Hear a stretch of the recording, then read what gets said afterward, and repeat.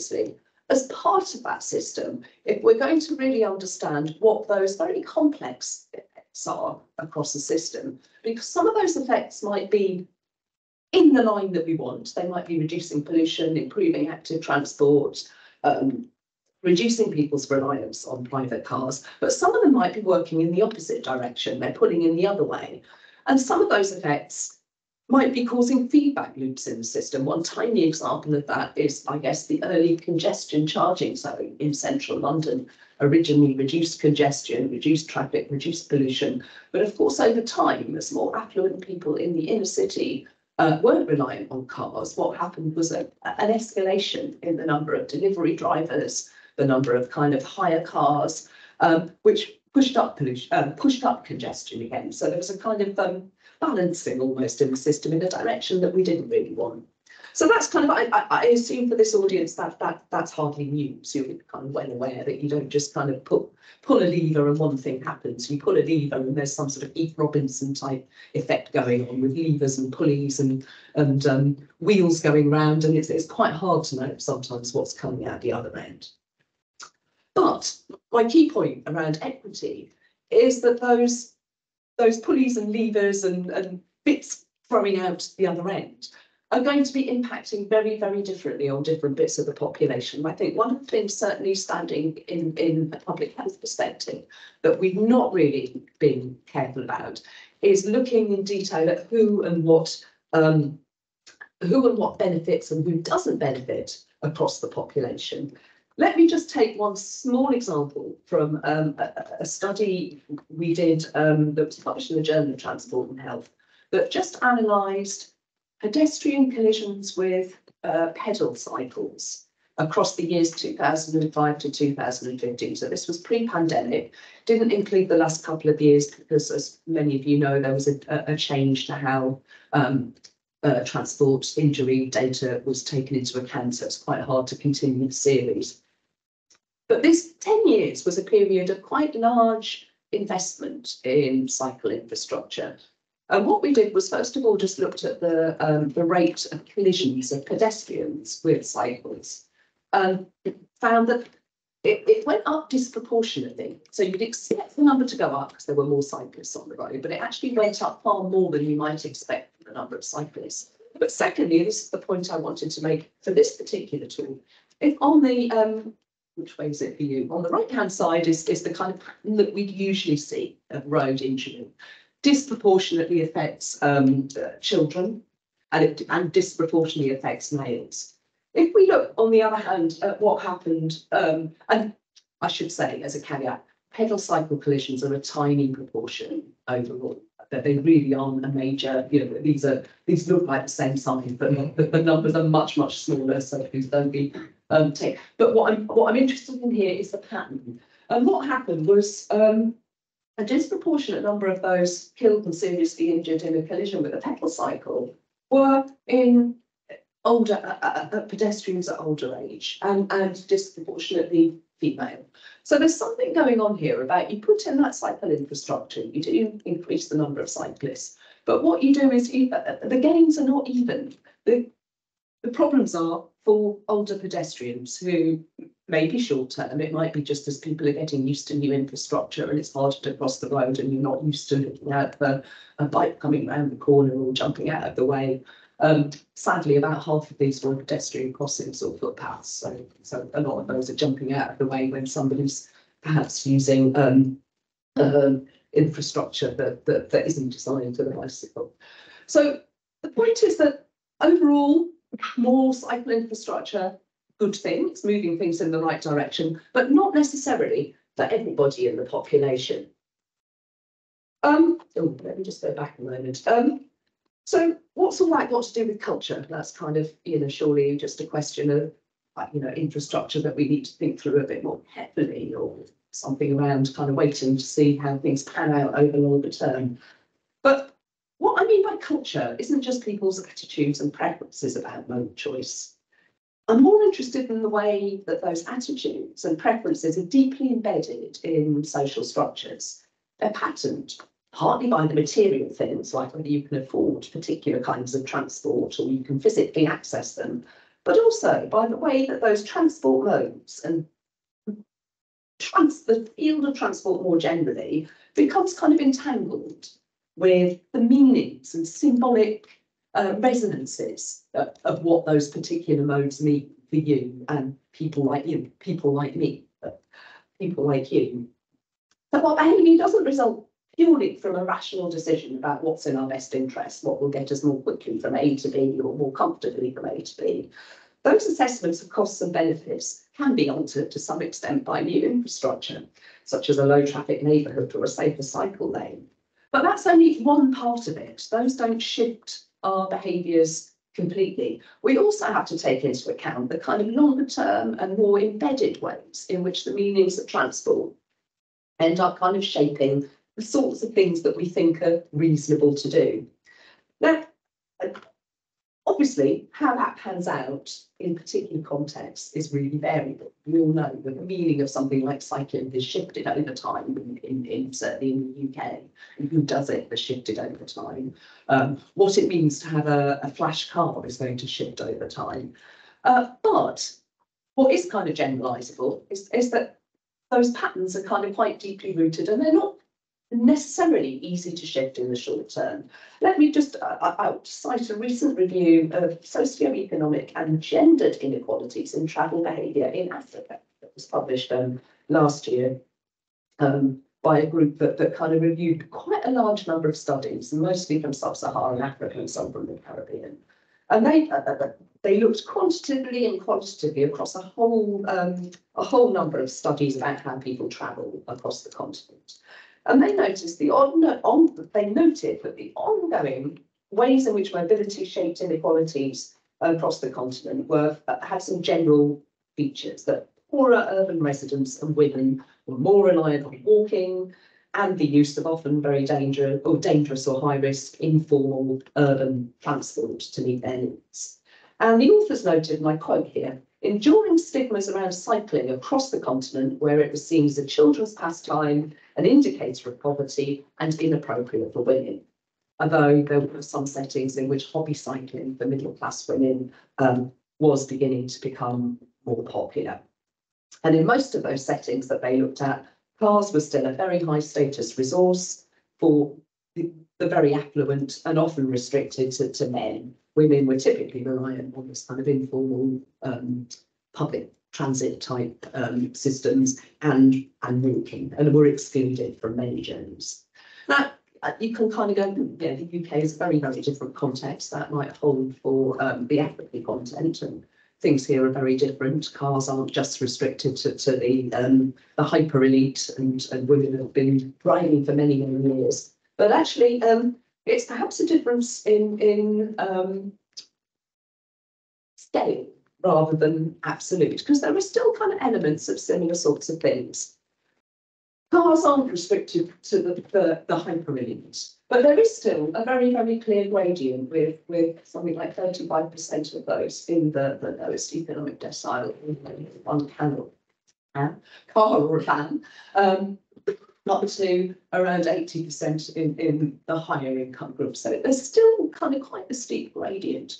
We look at the sorts of mode choice, and this is just from National Transport Survey data from, I've just looked at quite a few changes across the pandemic years where it was going all over the place. But in general, the most economically disadvantaged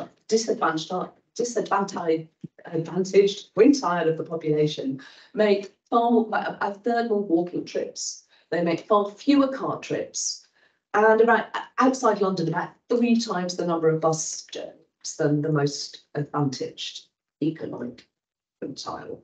And inside London, it's a bit more democratic with bus services, but it's still about double. So that kind of infrastructure that's supporting pedestrian and cycling activity is intervening in a system where there are already quite sharp inequalities in who's using what.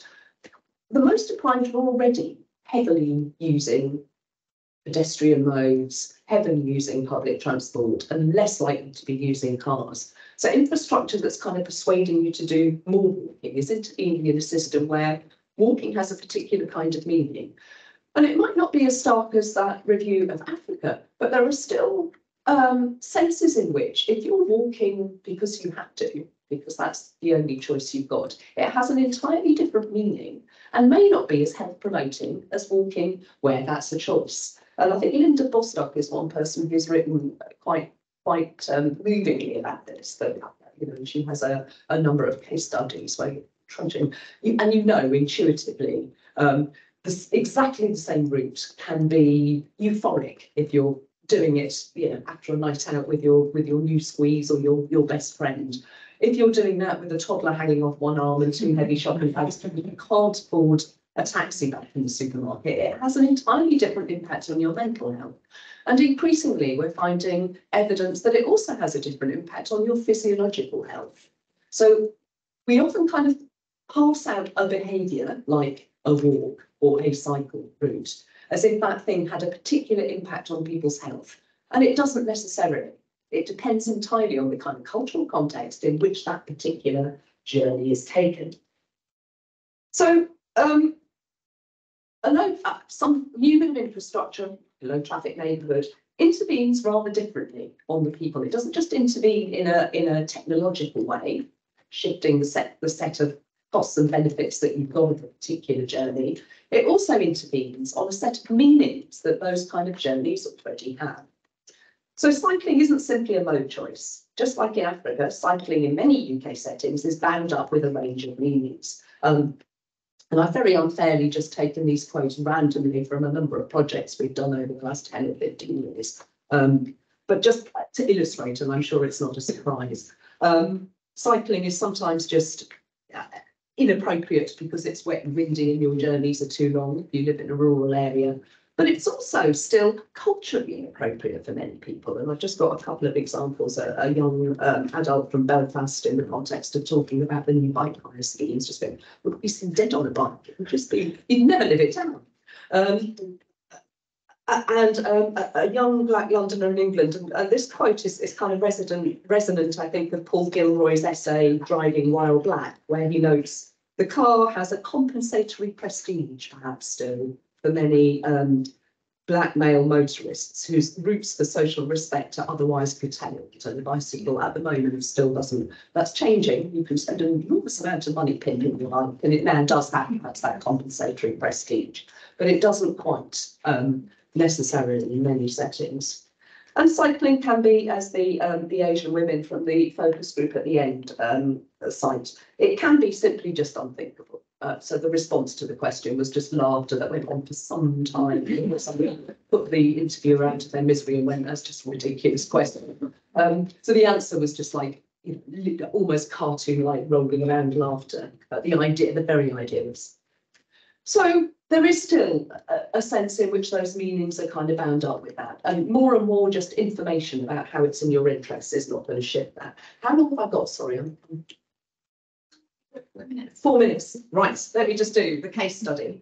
So just I'm not saying that those don't change. Obviously they do, and infrastructure that we put in to shift the ways in which people make those choices is part of the solution, but it is never on its own sufficient. And let me just give you one small example from a study a little while ago of people who had gone to cycle training classes. So these are adults who had made a decision that they wanted to learn to cycle in order to take it up for leisure or transport purposes. And I just want to kind of focus on two women that we'd met doing cycle training, because on a surface level, they were very similar. Both were very keen neither could cycle at all when they turned up to the classes.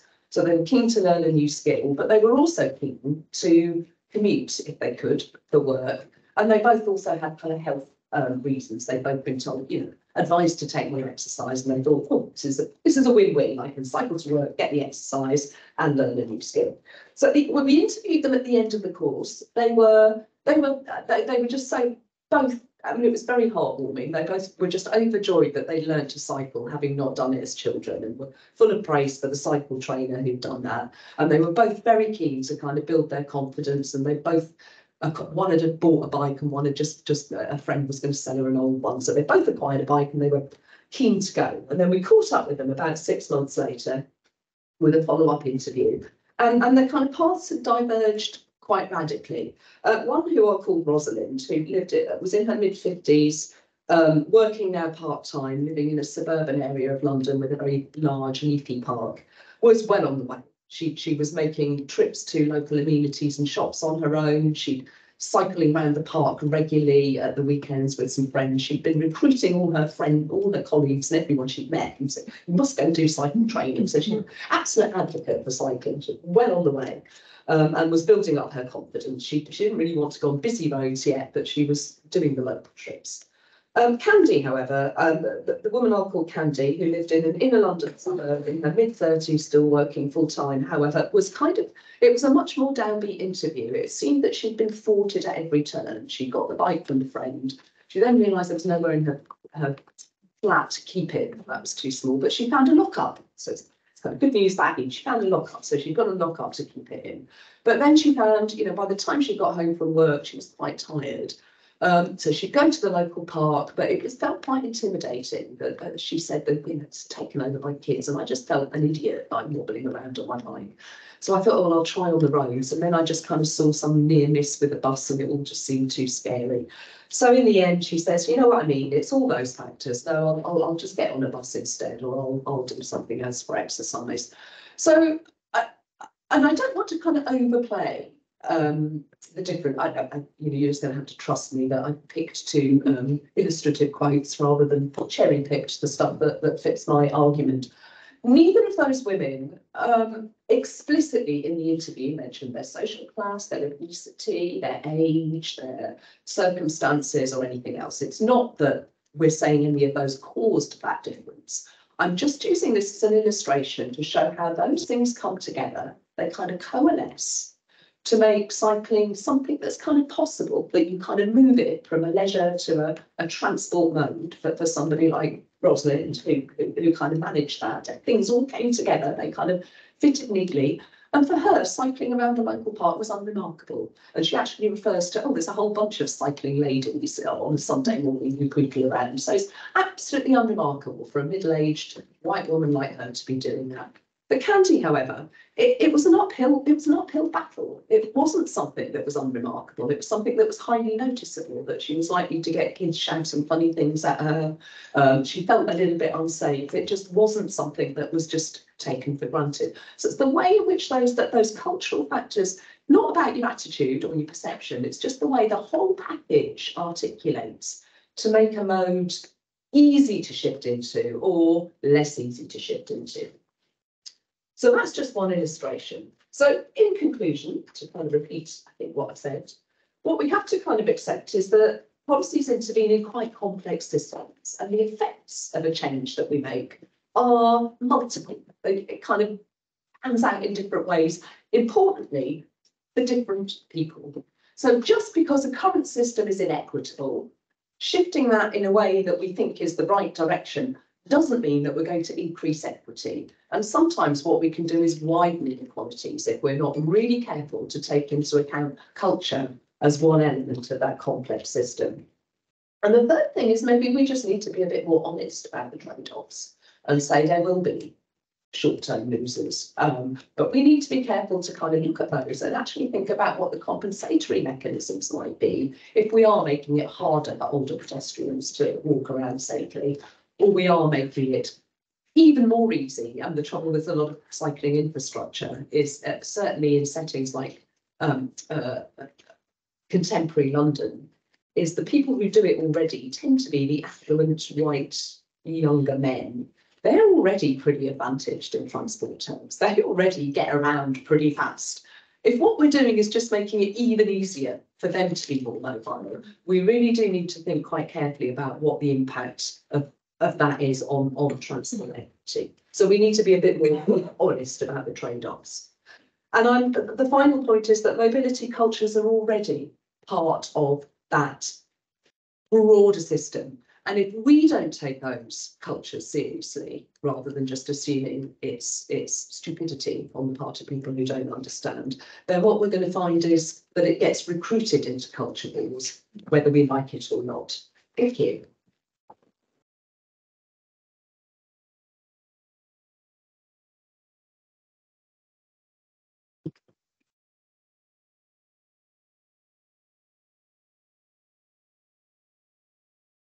Excellent, thank you very much for that. I'll hand over now straight away to Ian, and we'll have a discussion, so a chance for questions on that most thought-provoking presentation after Ian's talk as well. So Ian, over to you. I'll set you up. Thank you. Over.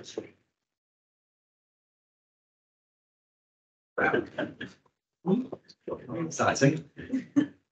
I'm going to make some good points for you. Wing in advance is quite a bold call. Which one's yours? That one.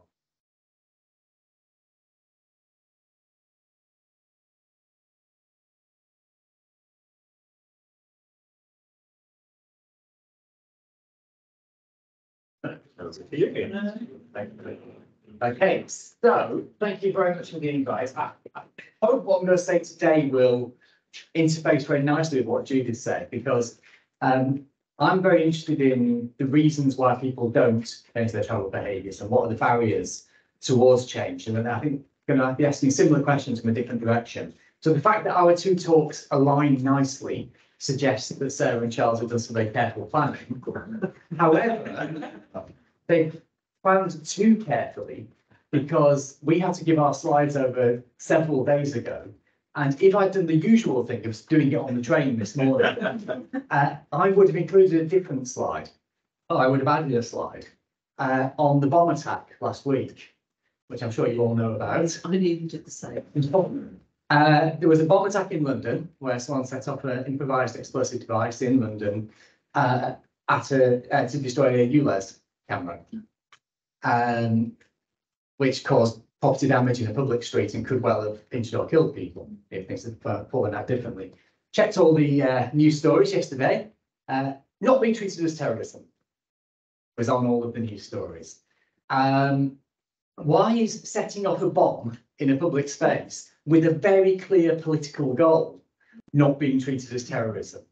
And I would say that what I'm going to talk about today is that is an extremely good example of what I'm going to talk about today, which is essentially the blind spot that we have individually and as a culture that causes us to overlook the downsides of motoring, to fail to see the challenges that arise with our reliance on the car and all the problems that creates, and thereby resist change.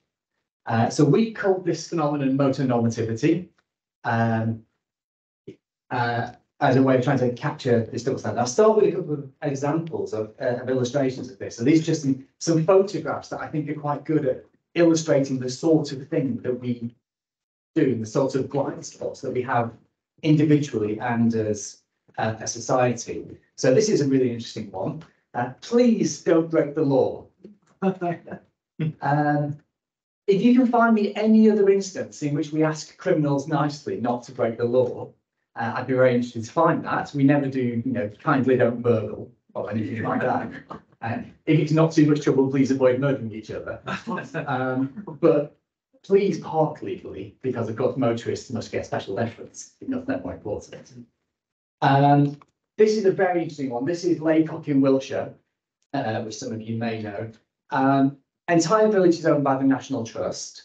The historic character of the village must be maintained in every way. So if you rent one of these houses from the National Trust, you will need special permission to paint your house, your windowsill must be exactly the right colour to maintain the historic character of the village. If you want to replace the drain pipe, it must respect the historical character of the village. But these apparently are fine and have no impact on the historical character of the village. Absolute blind spot. It's as if they're not there as far as these policymakers are concerned, and yet look at them. This is a very interesting one. Living Streets have really picked up on this and made a campaign of it. We need to transition to EVs. Well, immediately I question that statement, but in a lot of policymakers' minds, we need to transition to EVs because it's the same thing, but we feel good about it suddenly. Well, they're going to need charging because they're not very good and they need charging constantly. Where can we put the chargers? What about that strip up the side of every road that nobody uses? We'll just take that over. I mean, it's either that or park on it. And again, absolute blind spot by policymakers, and any council that's slapping these on pavements needs to have a long, hard look at itself and the assumptions going into what it's doing. And probably most fundamentally, or most notably this, who gives way to whom? Who gets priority by default in accessing public space, and who has to ask for permission to access public space? And actually, just to sort of segue very slightly, one of the things that I think might be another factor in what you were talking about, Judith, especially as you look at minority groups and so on. And something I think about every day is, as I leave my home, I've genuinely got 4 options open to me. I can walk, cycle, take the bus, or get in a car, because we have one outside the house. Only one of those just gives me privilege. And in terms of getting, say, young black men out of the car, you just get privilege handed to you. And I can see why that would be incredibly hard to give up. To give our claims some historical credence, David Hume wrote a long time ago about what he called, what's been referred to as the is-ought problem. He described a human tendency to observe the world and say, well, the world is this way, and therefore to infer, well, because it is this way, it should be this way. So in other words, we have this inherent bias towards seeing anything that's presented to us as the status quo as being how things must continue. That what currently is proper. And you could argue that what we're talking about here is a manifestation of this. So that's kind of all the background. And I'll just really quickly run through our attempts to pin this down. So this was an interesting piece of work from an academic perspective, because we kind of knew what we were going to find. There's different types of research. There's research where you genuinely go out to investigate whole new things. There's research where you're quantifying known unknowns. And then there's research like this, which I almost think of, it's almost like polemic research. We sort of knew what we were going to find, but it was necessary to find it in order to make a point and in order to have an excuse to then explore the mechanisms that are involved. So we wanted to pin down these kind of blind spots, to measure it and show that they are indeed out there. Because if we have this shared cultural blind spot, that means we don't see the negatives of motoring, which would explain why people dying on roads is just, well, just cars kill people, don't they? Nothing we can do about it. No point policing it or imposing speed limiters or anything like that. We need to show that happens. So the initial plan was to essentially rephrase the things we see. So originally we said, maybe what we could do is we could ask people things like, is it acceptable to put another person's life in danger if it makes things more convenient for you? Which ultimately is what we're doing when we say, is it okay to break the speed limit a little bit? So we thought these are the sorts of things we thought about asking people to see if they would agree. But we realised that there was a certain element of subjectivity in this, and we'd inevitably get accused of stacking the deck and so on. So we went for a different approach of changing single words in statements and seeing if people agreed. So this was one of them. People shouldn't drive in highly populated areas where other people have to breathe in the car fumes, or people shouldn't smoke in highly populated areas where other people have to breathe in the cigarette fumes. So noun for noun replacements, just 1 or 2 words in each sentence. And we paid an opinion polling company to contact about 2,200 people around the country, and everybody randomly either got this set of questions or this set of questions. So the principles were exactly the same. The grammatical, anyone who's done any linguistics, the grammatical structure was identical because it was like nouns swapped for nouns, verbs swapped for verbs. But you got one version or the other, and we looked at how much people agreed with them. And I'll just very, very quickly blast through what we found. Oh, our diagrams have disappeared. They should have pie charts on them, which seem to have disappeared in the transition. Well, You'd have to draw it.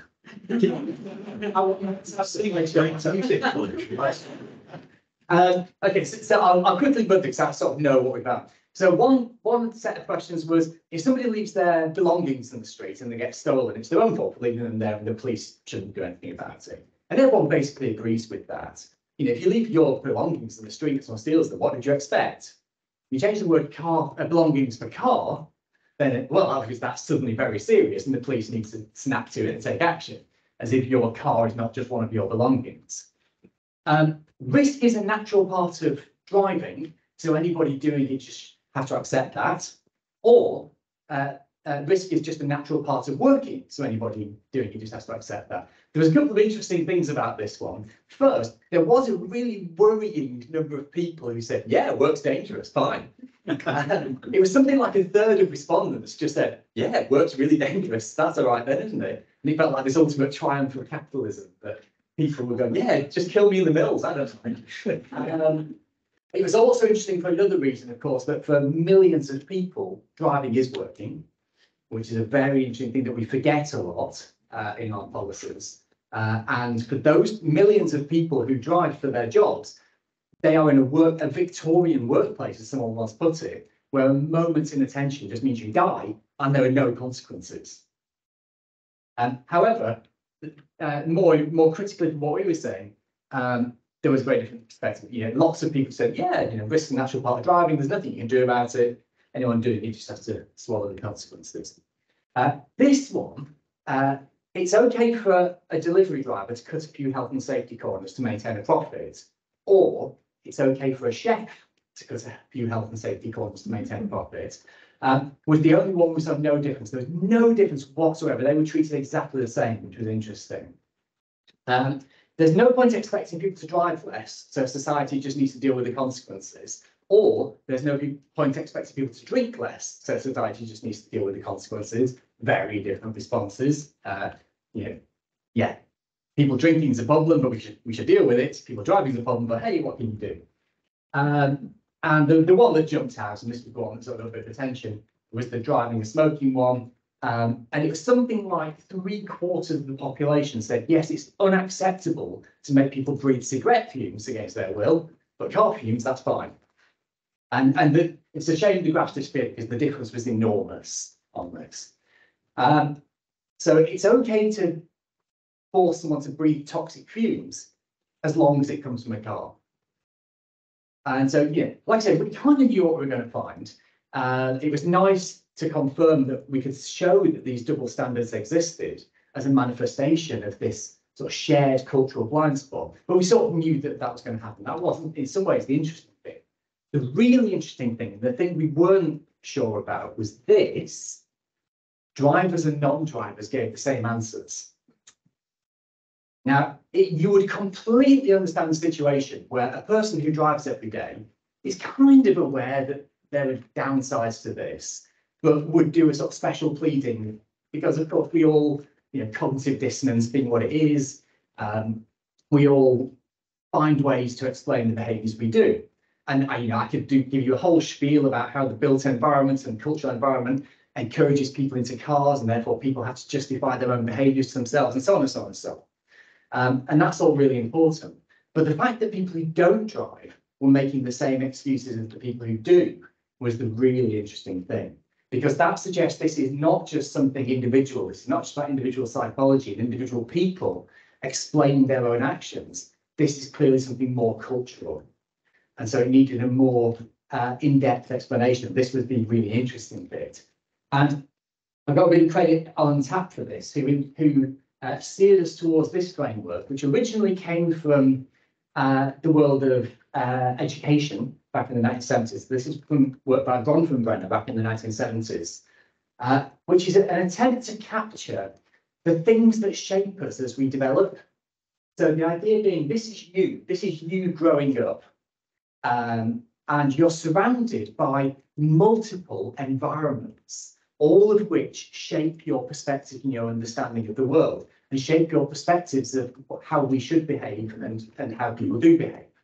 So there you are, growing up, and what do you see routinely? Well, you see your friends and family, and you see how your parents drive. There's a really nice literature, I know Charles will know this, of how there's a strong correlation between a child's driving style as an adult and their parents' driving style, because children sit in the back seat learning how to drive. They are internalising what their parents do. If they've got an angry parent, who's rather speeding and screaming. I wasn't intending to point at you. If they've got an angry, aggressive parent, they will become angry, aggressive drivers, the chances are, because they're learning from the backseat. So this microsystem, your close family and friends, are an incredibly important influence on your perceptions of how things should be done. But it's not that's not your only social environment. Your social environment is not just your family and friends. It's also every other person you see on a day-to-day basis. As you leave this building today, just go and look at what other people are doing. They are driving aggressively. They are dominating public space. They are parking antisocially. Antisocial, dangerous driving is everywhere you look. Every time you go outside your house, it is completely normalised. And of course, a person growing up in this environment will say, well, this is how the world is. Therefore, I guess that's how it ought to be. And it's not just your social environments that are important here. It's the physical world. The world is built, or at least our urban settings especially, are literally constructed for the benefit of motoring, for the fast, efficient movement of motor vehicles over pedestrians. Just literally outside this building, there are the beg buttons where you have to ask permission to cross the road. There are dirty underpasses where pedestrians have to be funneled underground, like sewage, rather than get in the way of the motorist who gets a built environment that prioritises their smooth, straight journey by default. We build a world that makes driving easy and convenient and cheap, and then we wonder why people do it. And surrounding all of that is the media and the culture. Look at how driving is portrayed in film and television. Look what the heroes don't ride bicycles in films. Which I think accounts for example now. The canonical example, of course, is the 40-year-old version. Have you ever seen that? Where, like the opening scene, Steve Carell's on a bike and it's bang. That 2 seconds of footage has saved them 10 minutes of exposition. He's on a bike, loser, washed up, they're going nowhere in life.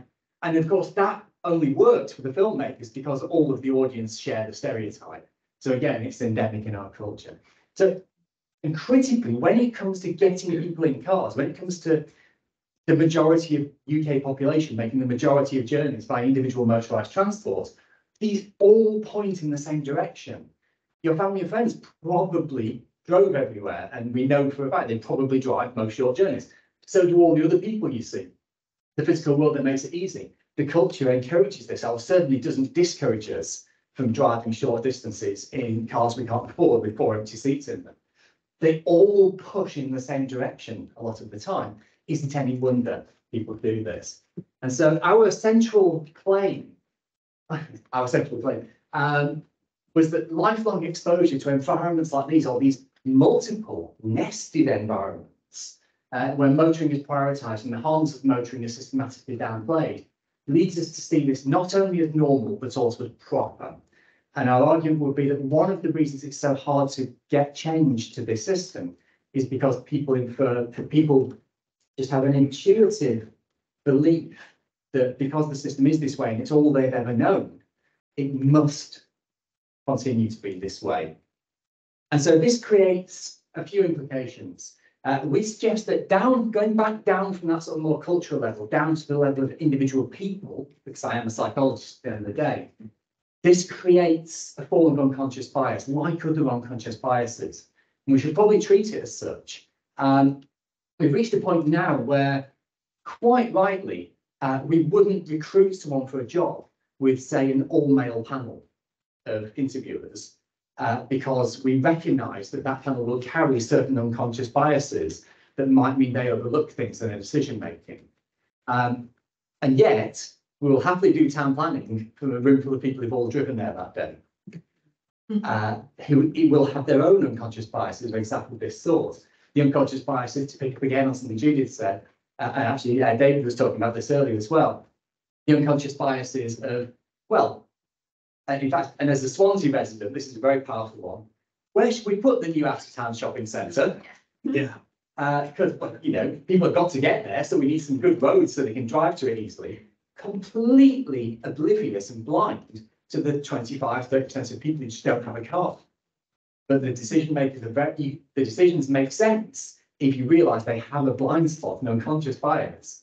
That means every decision starts by overlooking those 25% of people who don't have a car. So we need processes, we can do things, we can put processes in place to counter this tendency or to audit this tendency. We need more diverse panels of decision making when it comes to public space and policy, whereby we can have the voices of active travellers systematically included to counter those kind of biases. And fundamentally, I suggest that we're probably doing a lot of behaviour change the wrong way around. Asking somebody to change their behaviour, so we could do the best active travel campaign we can think of. We could do an amazing poster that's going to really tell people how great it is to walk a bit. But you're essentially within these environments, you may as well be asking them to push water uphill. Yes, they might think it's a really good idea to push water uphill, and maybe your campaign is so good. They go, oh, that means I am going to push the water uphill. Yes, but they then discover that the environment makes that really difficult because of gravity. And just the same, we can persuade them. Yes, yes, new year, new me. They've convinced me it's January the 1st. I am going to start walking to work. Oh my God, this is horrible.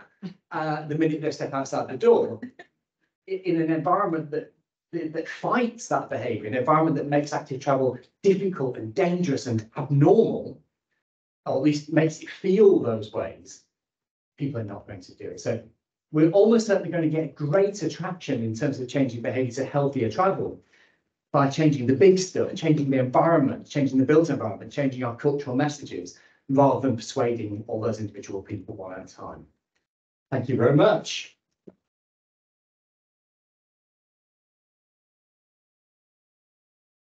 Right.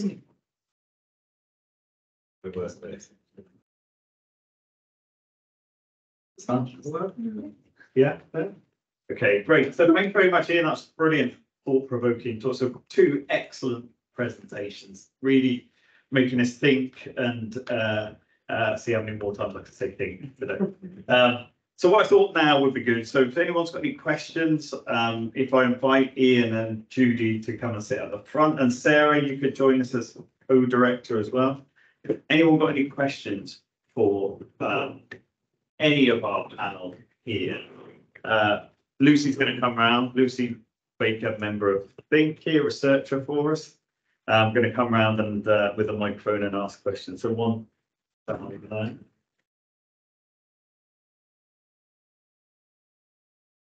I mean, they're actually comments, really. One is, I mean, I've held a motorbike licence and a car licence for over 50 years, and I have observed a lot of changes on the roads. And I started out in sort of very dangerous vehicles that you actually actively had to drive and think about what you were doing. And I had seen, if like motorists, possibly this last 20 years, they are more and more and more selfish. But they're in hermetically sealed units with wonderful, you know, surround sound. They're totally disconnected from the road. You know, it might be safer because they've got crumple zones front and back, but they are so insulated from the reality of what's going on. They're not driving a car. They're not aware of anything going on around them, and I think that is part of the issue. Plus, there's so much more traffic. People get so short-tempered. But you know, safer cars to me actually produce more dangerous drivers. That's one comment.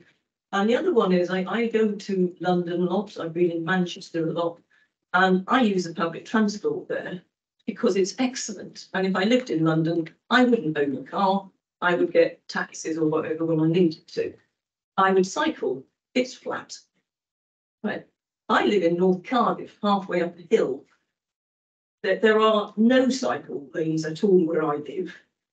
In fact, that rural Wales chat, I've done completely the opposite. The transport system public transport is so unreliable. The buses are so shocking. I have finally bought a bike, and I use all the byways. There are no cycle lanes where I live.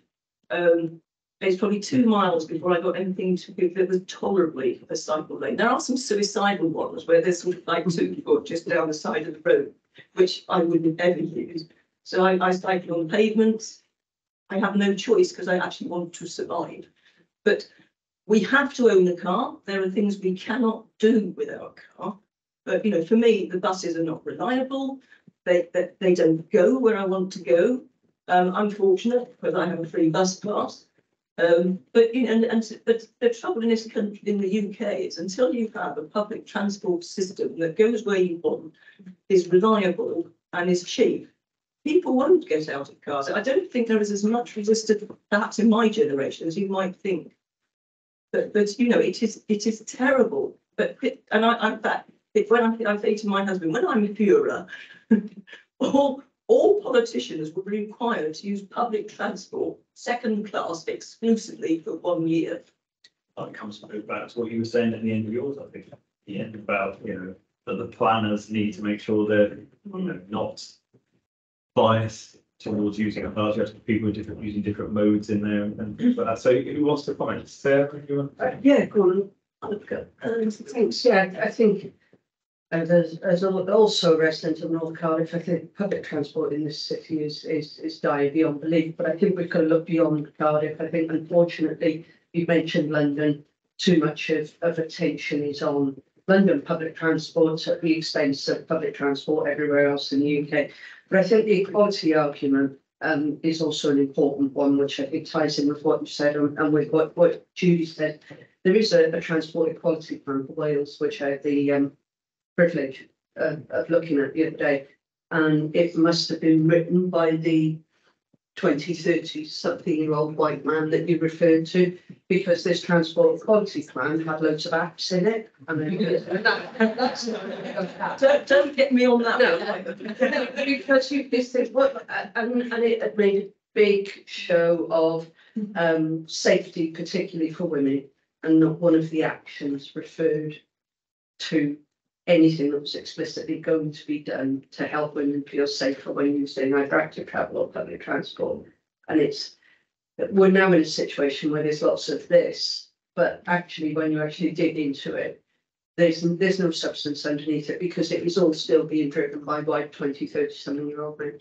That said, you all can't see, but I don't know about you, I've noticed actually there's more women in this room. It's almost I'll shut up now. Anyone else?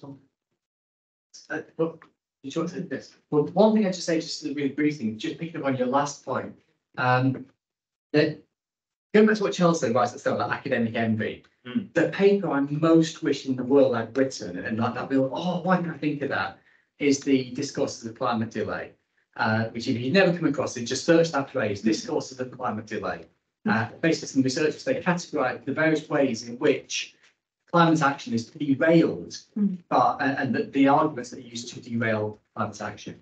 And one of them is everything must be perfect before we make any change whatsoever, and the individual responsibility and so on. And it feels like something very similar happens with transport, where, and this is not coming to what you said specifically, but well, we can't expect anything to change until we've got this amazing fleet of bus services that's running every 3 minutes to everyone's house.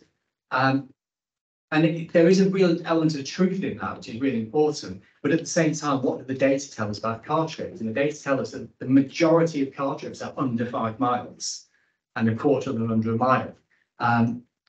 These do not need a network of buses running everywhere every 10 minutes in order to get by those cars. This needs something else. And I will make you a very strong prediction that we could put a bus every minute and it would not change a lot of those journeys.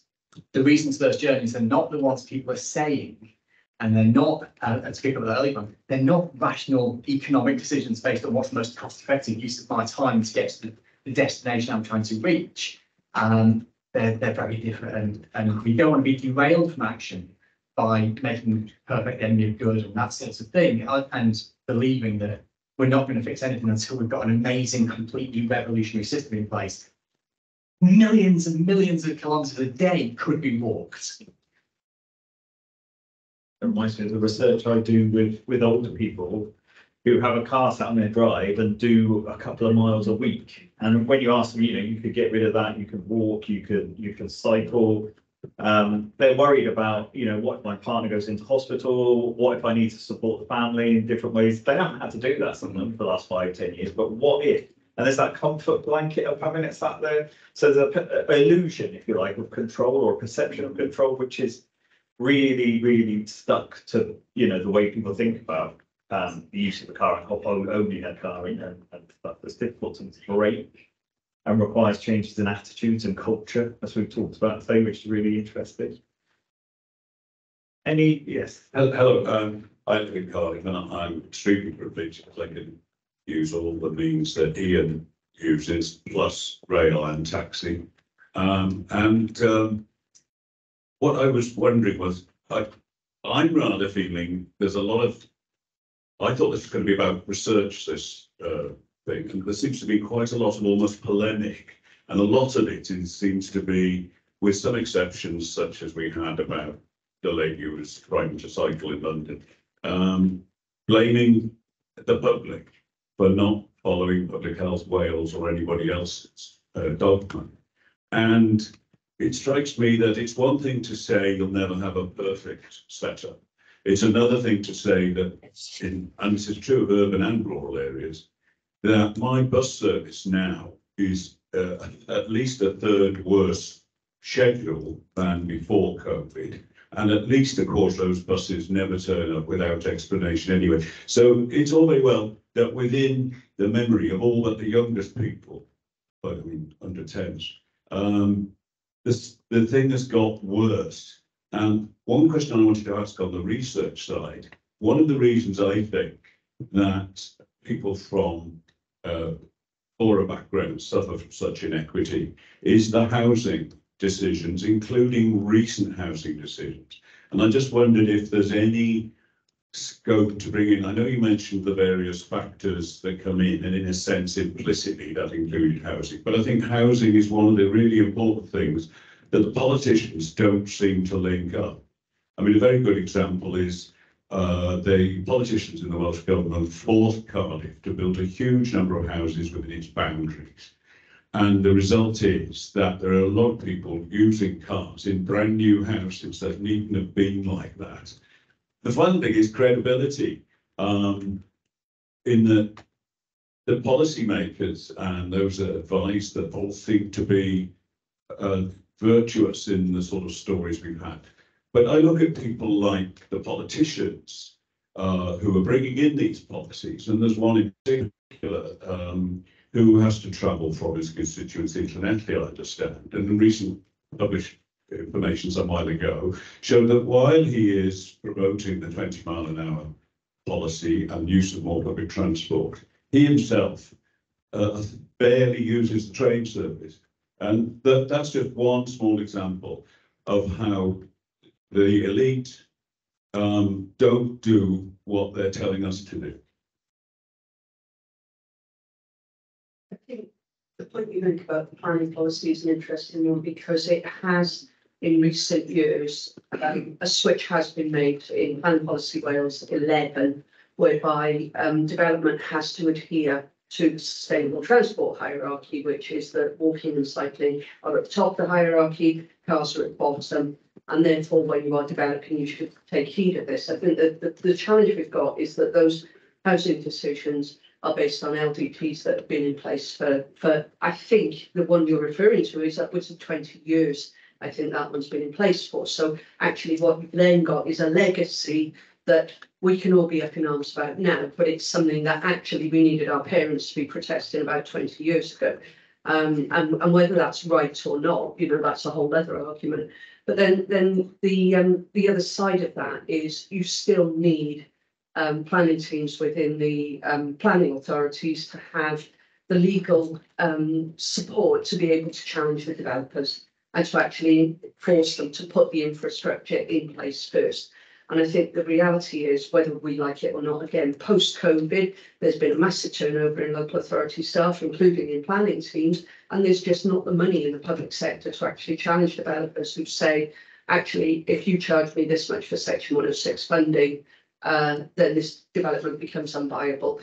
And there's just not the legal, there's not the tactical or legal ability within the public sector to actually fight that, because then the need for housing trumps the fact that we still need the infrastructure to go with it. How we how we reverse that process so that actually the planners in the public sector, the planning authorities, are more able to hold developers to account is a real challenge. But then the other side of it is around us needing to move away from developing out to actually we need higher density development in the centre of the city. So Cardiff is a prime example of a city in which you've got more higher density development coming, but it's not coming fast enough, and it's not happening in a dense enough manner. And it does need a shift from in all of our thinking that actually what is it, because what comes with Ian's cars are big detached properties with gardens and driveways and everything else. The reality is we need to be moving away from that thinking about housing into higher density housing in city centres, which is again a big culture shift, but I'm not sure that discussion is being had yet. Nice one. I'm just going to say, I Agree. Yeah. agree that about the having to think about the integration. I'm sorry, yeah, the integration, that you can't just think about transport on its own. Of course, you need to think about the kind of housing policy, all of the things Sarah's just outlined. But also, I kind of liked your point about the sometimes the tone, it looks like it's blaming the public, and that's partly what I wanted to shift away from, that kind of idea that actually responses are not ill-educated or irrational. There is often, usually, a very good reason for people to do what they do. Oh, you've done it. Yeah, I was going to say just very briefly as well. If it sounded like I was blaming the public, then I mostly wasn't, and I've communicated badly. I do have some blame for the public. Nobody should be buying a car with a bonnet up here and thinking it's harmless. That should be obvious to anyone. If you do that, you've got to take some blame in my eyes. But I would split the blame sort of, class 80-20 or something. 20% the public can have it. 80% it's structural, which is exactly my last point on that last slide. It's structural things that push people to do it. It is terrible planning. It's the persimmons and the red rose shoving these transport deserts in the middle of nowhere. With again out-of-town shopping centres, and it's terrible planning decisions that don't join them. And even things like hospital agglomeration, like the intercity of where they used to be spaced out. So that saves the NHS money up on the one side, but pushes it on to further down the line on another. So there's no joined up thinking on any of those fronts, let alone housing and stuff like that. Yeah, and that's it. Jump while you're on, if you can see. I think I missed a really great talk, Judith talks. That can be shareable? Not sure. Yeah, just a few comments and questions, statements, and a few elephants in the room that I wanted to give space to, because elephants also need space. Just around the conversation of safety was mentioned just now, around, where's the conversation around Muslim women, visibly Muslim women, Black Muslim women in the conversations in regards to cycling, but also just transport in general. I feel like there's not enough space given to this, and I feel like, even just looking in the room with the representation, I feel like it's important for me to be in these spaces to share these concerns, because not enough is being done, and I don't just want to go to certain events where it's an anti-racism Wales event or something like this. These conversations need to be forefronted right to the panel, So I just wanted to say that, I'm a keen cyclist. I love cycling. I don't look like a typical cyclist, but I come across a lot of white men in lycra. I feel like it's not everyday lycra. I might be wearing lycra, but you just can't see it. So the level of racism within conversations in these spaces needs to be put to the forefront, and it's not being discussed enough, which I find extremely frustrating. Muslim women, visibly Muslim women, may not feel safe to even walk, let alone cycle. So yeah, I just feel like I'm not too sure what this organisation is doing, or what everyone in this room is actually doing to forefront these issues and to give space, to acknowledge the barriers, to give people opportunities, because not enough is being discussed. There's a huge gap in these conversations, specifically for visibly Muslim women like myself that cycle, and the level of racism within the field of active travel in general. So I just wanted to share that, and hopefully people will acknowledge it. And if you wanted to discuss anything, then yeah, I just want to share that. So thank you so much, Judith Green. Thank you. That's an excellent point. Yeah, thank you. And I've touched on it a bit because I think you put it so much more succinctly than I could. One of the real issues is those who are most disadvantaged at the moment by transport systems, and certainly some of the work we did. You're absolutely right. Some of the Muslim women we talked to felt unsafe on buses. Were often cycling. It's great you cycle, but lots of them just said that's not for me. It's just not something I do. It's not something that feels like I would ever do it. So they were most cut out of current transport systems, and those interventions that are just about getting people on a bike clearly just at the moment not resonating. What's needed is a lot more effort to make current transport modes accessible and genuinely safe to use. So I'd agree absolutely. I haven't got a magic bullet, and I'd like to talk to you in more depth about what could be done. But I just to kind of echo, yes, spot on. Thank you. I'm not very good at thinking of things off the top of my head, but I know, I think that's a really important point you made about not having it as a separate anti-racism event. Yeah. It would just be ingrained in active travel discussions and transport and health discussions. So that, yeah, we would be really good to have you part of the network and get involved on that front, definitely. Yeah. Any other points on that? I mean, there's a couple of questions online that I ought to take. We feel like I'm on radio or something. So Angela Smith, I think it's from Bournemouth, has said, am I right, Angela? Has said, do you agree with the approach taken in public consultation is flawed? And there's an example from Derbyshire, from a place close to mine, actually Long Eaton, where the decision not to implement 20 miles an hour in areas around there had a very small response, but yet was acted upon, with that. She gives the numbers that Long Eaton 12,000 population with 306 responses, where 59 of them were blank. Anyway, yeah, the decision. Yeah. I find public consultation, I find absolutely fascinating. That probably says a lot more about me than anybody else. But if we take this into a research setting, which you three are more well closer to a research setting than I am, but if you did a survey and you had a response rate of 3%, and then you tried to publish that paper as telling you something definitive about the population that you had studied, you'd be laughed out of the building, wouldn't you? Yet we do public consultation and we take a response rate of 3% as being absolutely definitive as representing the public view. And I think consultation is something that, and Angela's mentioned 20 miles an hour there. I think in recent years in particular, it's something that we need to have a really good, strong look at. And I wouldn't profess to be an expert in public policy. There's plenty of people who know far more about it than me. But there is something inherently flawed about the public consultation process at the moment, which takes 3% of people, some of which are large organisations, commenting on something that may happen as being definitive one way or the other. And it can mean that things are stopped from happening, that actually academics can demonstrably demonstrate will be really, really beneficial to the population. And whoever mentioned being the Führer, Karen, I think it was,